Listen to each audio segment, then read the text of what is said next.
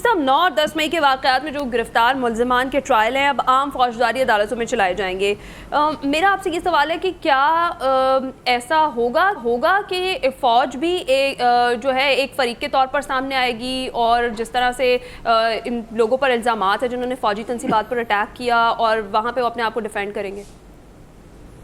देखें, मेरे खिलाफ ज़ाती तौर पे 2 मुकदमात हुए हैं जिसके अंदर जैक ब्रांच जो थी एडजुकेटर जनरल पाकिस्तान वो पटिशनर रहे हैं और वो सिविल कोर्ट्स के अंदर वो मुकदमात चले हैं। अच्छा। और डिस्पोज ऑफ भी हुए हैं। तो इसका मतलब ये है कि फ़ौज जो है वो सिविलियन अदालतों के अंदर फरीक बन के आती है। मैंने आपको अपनी ज़ाती मिसाल पेश कर दी है।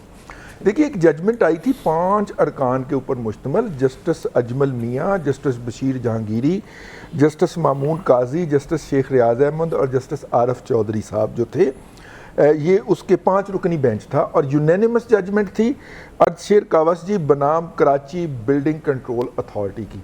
और इसके अंदर ये वाला पॉइंट अपहेल्ड किया गया था कि सिविलियन का मिलिट्री कोर्ट में ट्रायल हो सकता है। अच्छा, दूसरी जजमेंट जो है वो 2015 में आई थी और इसमें फुल कोर्ट था। 6 रुकनी बेंच ने, आदिल भाई मुझे जो हैं वो करेक्ट करें अगर मैं गलत कह रहा हूँ, 17 रुकनी बेंच 11 रुकनी ने हमायत की थी और 6 जजों ने मुखालफत की थी। जी बिल्कुल, 6 जजेस ने मुखालफत की थी और 11 ने उसकी हमायत की थी। अब इसका और 11 ने ये कहा था कि हाँ हो सकता है।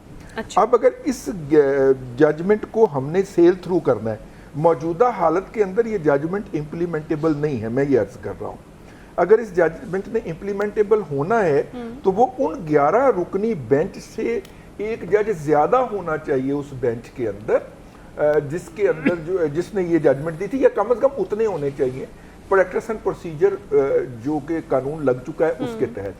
तो इसका मतलब है कि एक जो supreme court of Sindh high court के जो चीफ जस्टिस हैं वो ऊपर आएंगे, ये 5 अरकान जो हैं वो बेंच से बाहर जाएंगे, तो फिर जाके 11 रुकनी बेंच वो मुकम्मल होगा जो कि 2015 वाले फैसले को अनडू करेगा। तो अभी इसके इतलाक के अंदर कुछ इफ्स एंड बट्स हैं सही, लेकिन मैं जो फैसले की बेसिक स्पिरिट है उसको दिल की अथाह गहराइयों से एंडोर्स करता हूँ कि सिविलियन का मिलिट्री कोर्ट के अंदर ट्रायल नहीं होना चाहिए। लेकिन फिर ये भी पूछना पड़ेगा हमें कि डॉक्टर शकील आफरीदी जो एबटाबाद के हवाले से पता नहीं कितने सालों की सजा के तहत अंदर है और इदरीस खटक साहब जो हैं, ये दोनों मिलिट्री ट्रायल कोर्ट से ही ट्राई होके और बड़ी लंबी लंबी सजाएं भुगत रहे हैं। तो क्या ये इतलाक इन पे भी होगा, जो कि मेरी ख्वाहिश है कि हो और उनको भी इंसाफ मिले।